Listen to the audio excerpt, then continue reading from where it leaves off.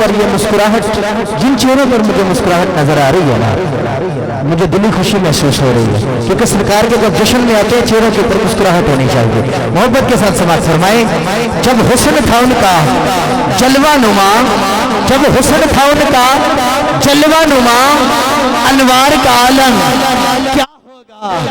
ارے ہر کوئی فدا ہے بن دیکھے دیدار کا عالم کیا ہوگا؟ ہر کوئی فدا ہے، ہر کوئی فدا ہے بن دیکھے دیدار کا عالم کیا ہوگا؟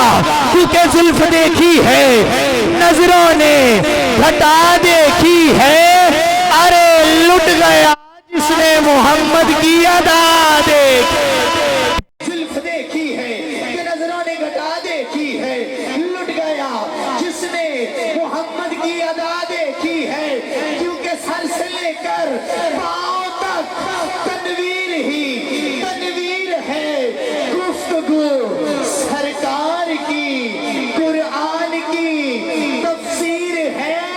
ارے مصطفیٰ کو دیکھ کر یہ سوچتی تو ہوگی دنیا، ارے وہ مصور کیسا ہوگا جس کی یہ تصویر ہے، وہ مصور کیسا ہوگا، وہ مصور کیسا ہوگا جس کی یہ تصویر ہے۔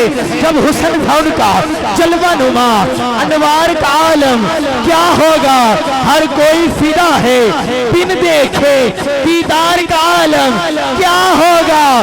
جس وقت حلیمہ کی گودی انوار خدا سے روشن تھی، اس وقت حلیمہ دائی کے دربار کا عالم، دربار کا عالم کیا ہوگا؟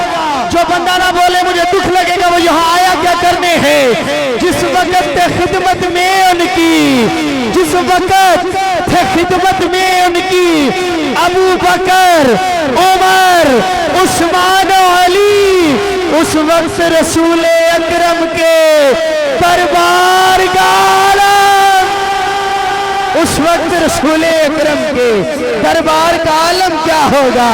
چاہے تو اشارے سے اپنے، ارے تو سرکار کی بات کرتا ہے، لے سن ذرا، چاہے تو اشارے سے اپنے کایا ہی پلٹ دے دنیا کی، چاہے تو اشارے سے اپنے کایا ہی پلٹ دے دنیا کی، یہ کام ہے، یہ کام ہے ان کے غلاموں کا، سرکار کا عالم کیا ہو؟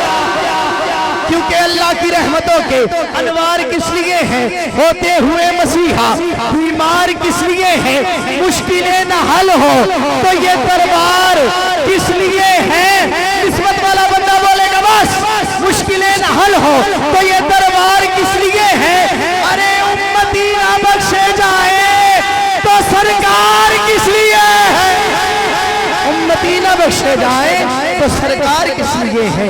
امتی نہ بخشے جائیں تو سرکار کس لیے ہے؟ شافع محشر کی بارگاہ میں ارمغان نیاز پیش کرنے کے لیے ہمارے بزرگ شنخان مصطفیٰ منشی محمد بھوٹا گلری صاحب میں ادباً احتراماً گزارش کروں گا تشریف لائیں اور بحضور سرور کونین صلی اللہ علیہ وسلم گلہائے عشق و محبت پیش فرمائیں۔ آپ احباب محبت کے ساتھ درود پاک کا نذرانہ عشق و محبت پیش فرمائیں۔ صلی اللہ